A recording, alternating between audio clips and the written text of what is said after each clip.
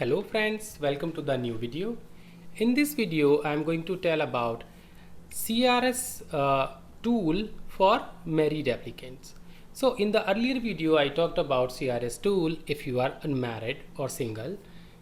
So just to start from the scratch, if you want to do CRS calculations, just type CRS calculator, press enter, and the first URL with cic.gc.ca you need to open that. It is important not to open any third party or fake websites, just directly deal with Canada government website.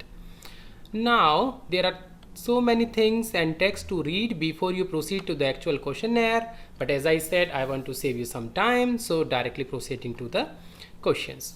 So here is the first question for your questionnaire. What is your marital status? So we are going to select married this time. If you are single or never married, then you can directly select the directly watch my video, which is already available on my channel. Is your spouse or common law partner or citizen permanent resident of Canada? So basically it is asking if your spouse is already a citizen or permanent resident, but most of the cases this is a no. Of course, if your wife or is a permanent resident or a citizen of Canada, you should select yes for it. Will your spouse or common law partner come with you to Canada? Whatever is your answer, select yes or no. So basically here I am selecting yes. I have a wife, she will come with me. How old are you? So now again asking about the age. Here you need to mention your upcoming birthday. So if your birthday is within 6 months of range, you should select the your age completing on that birthday. But if your birthday would be after 10 months or it just passed, then you need to write your current age. So basically I am writing 27 here, assuming I am reaching 27 with a couple of months. What is your level of education? So here one thing is very important. Here they are asking if you have any Canadian degree or diploma certificate, or if you have any foreign qualification. So basically whatever qualification you have, it could be bachelor's or it could be master's, you need to compare it with Canadian qualifications. There might be some variations. For example, your 2 years of diploma would not count as a diploma in Canada, or your degree of 2 years won't count as a degree in Canada, it would be counted as diploma. There might be some cases.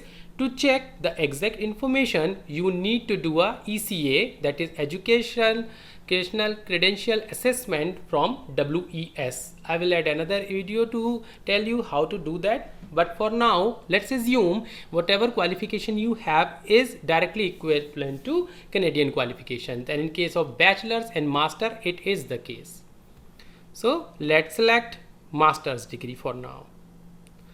Now the next question says, have you earned a Canadian degree, diploma or certificate? Most of the time it is no, but if you have one, select yes. Official languages. So Canada's official languages are English and French. So basically most of the countries like India, Pakistan, Bangladesh, we study English at our school and qualifications whatever we have. So basically we need to select our English score. But here is the point. Now the question is, are your test result less than 2 years old? So you need to appear for IELTS examination or TOEFL examination to test your English.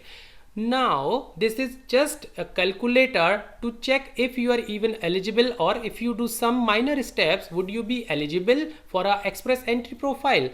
So we need to just enter the value that we assume will be there after 2 months or 3 months or 6 months. So basically I assume you will be completing IELTS examination within 2 months or 6 months. So I am just writing yes here to proceed further.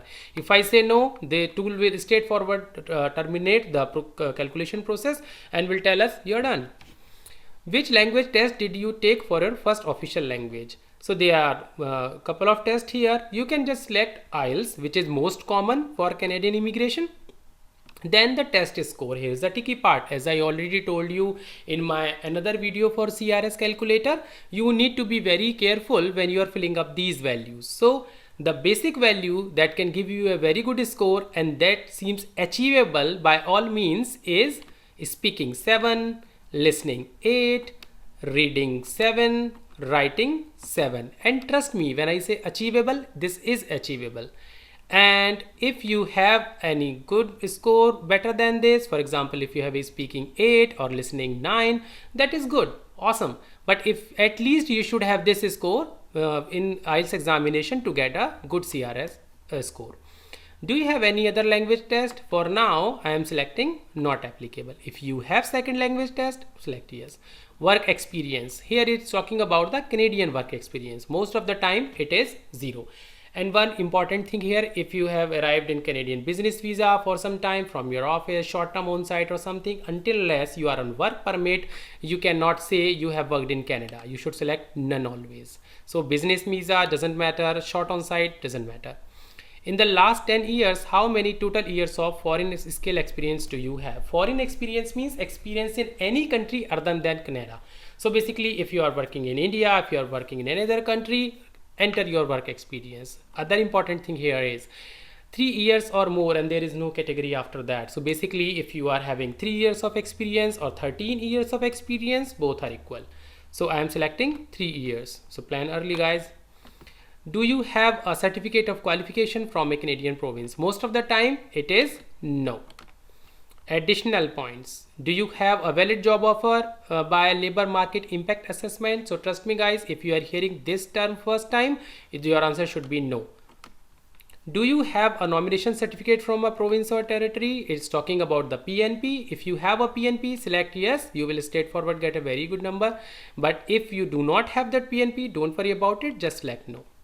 Now, as we have selected married in our first answer, it is asking about, do your spouse or common law partner have at least one brother or sister living in Canada who is a citizen or permanent resident? So basically, if you have a sister or brother living in Canada, I'm talking about the blood relation, or your wife is having a brother and sister living in Canada, then you should select yes, otherwise select no and proceed further. What is the highest level of education for your spouse?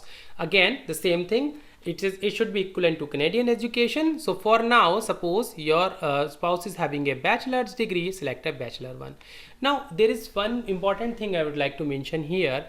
If you are having diploma and then your graduation, for example, BTech, then you should select 2 or more certificate, diploma and degrees. But if you just have a BTech, select a bachelor's degree. I'm mentioning this special case as in India, we can see these things frequently. So for now, bachelor's degree. In the last 10 years, work experience in Canada, select none.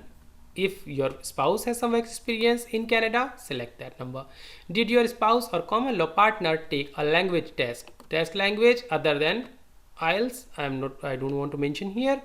So the same thing, but the most important one, the test result for the primary applicant, which is you, as we have just mentioned earlier, should be higher side. Why? Because that matters the most. But here, these marks, even if you are getting speaking 6.5, listening 7.5, reading 6.5 and writing 6.5, it won't topple your score much. But if you are getting these scores as a primary applicant, for you, it's gonna ruin your score. So basically, after that, you will calculate your score. Now, it will give a very nice bifurcation of all the points calculation, what spouse factors, skills and all. And in the end, you can see your comprehensive ranking system formula grand total. So now your score is 462. Now your next question could be how this will work, what I'm gonna do with 462. So the thing is, whenever you enter your profile with CIC, you register your profile with CIC, they will create your profile in a pool, and in that pool there are multiple candidates already. So what happens is CIC conducts a draw every couple of weeks or every week, and they set a minimum cutoff of some number, for example 480 or 460, and they pick all the guys in the pool having that number or greater than that. So for example, if they are setting 460 this time, and then you can see your score is 462, you will get a ITA, that is invitation to apply, from CIC for express entry. But if they set a cutoff of 470, then unfortunately you won't get this ITA this time. But the good thing is they will not remove you from the pool. The profile will be valid for 1 year, and you will be considered for upcoming draws. So basically, if there is any draw anytime when the cutoff goes below 462 or 462, you will be selected. So best of luck, guys. If you have any questions, just write in comments and like and subscribe my video. Thank you so much. Have a good day.